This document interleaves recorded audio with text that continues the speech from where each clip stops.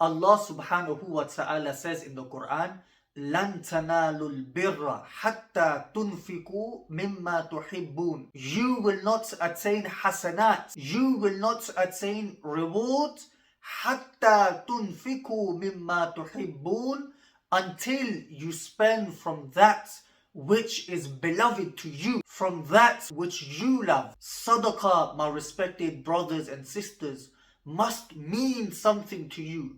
Sadaqah cannot be meaningless. For example, you have a t-shirt at home. It is torn into pieces.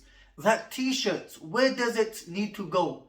It needs to go into the trash, not into the clothing bank. There is no way that t-shirts can be patched up and used by a Muslim brother or sister. But unfortunately, the sort of mindset our brothers and sisters have in this day and age, even if a t-shirt or trousers, they are torn into pieces, rather than throwing those trousers and t-shirts into the trash, they go and place it into the clothing bank. It no longer has any use, no value, and there is no way that anyone can patch that piece of clothing and then use it. But on the other hand, if we have a t-shirt which is no longer appealing to us, or it no longer fits us, but we think we'll place it into the clothing bank, maybe someone else will benefit from this t-shirt,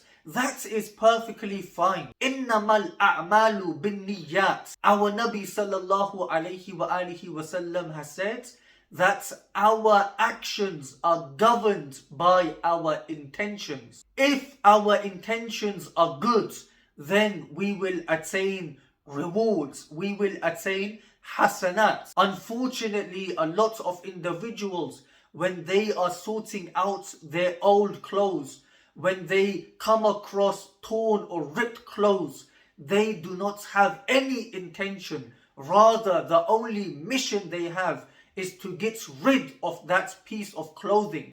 حَتَّى تُنْفِقُوا مِمَّا تُحِبُّونَ. Allah has made it clear, give and spend from that which is beloved to you. There are levels of sadaqah. There are higher levels of sadaqah, of charity. There are lower levels of sadaqah. Let's say I have a piece of old clothing and I place that into charity, but my intentions are good. That piece of clothing is wearable. It may be appealing to someone else. It may be of use to someone else. I will definitely attain hasanat, reward and blessings for doing so. But if I go out and I buy a new piece of clothing and I do sadaqah with that new piece of clothing, I will definitely earn more reward for doing so. But when something is trash, when something is rubbish, it is rubbish. It cannot be used as sadaqah. It needs to be used as rubbish. And anyone with a bit of intelligence would understand what can be used for sadaqah and what cannot be used for sadaqah. Once we have given sadaqah, we mustn't think to ourselves, does the recipient know that this sadaqah has come from me? Or only if the receiving person knows that I have done this for them.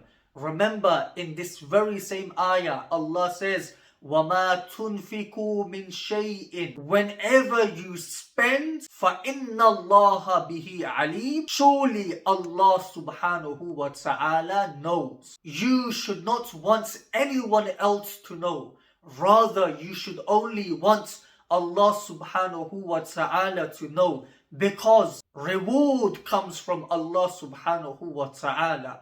Ajr comes from Allah subhanahu wa ta'ala. Next time you give sadaqah, ensure to align your hearts in the correct place. My respected brothers and sisters, remember to like and share the content of this channel. If you have not yet done so, subscribe to this channel. Stay blessed. Assalamu alaikum wa rahmatullahi wa barakatuh.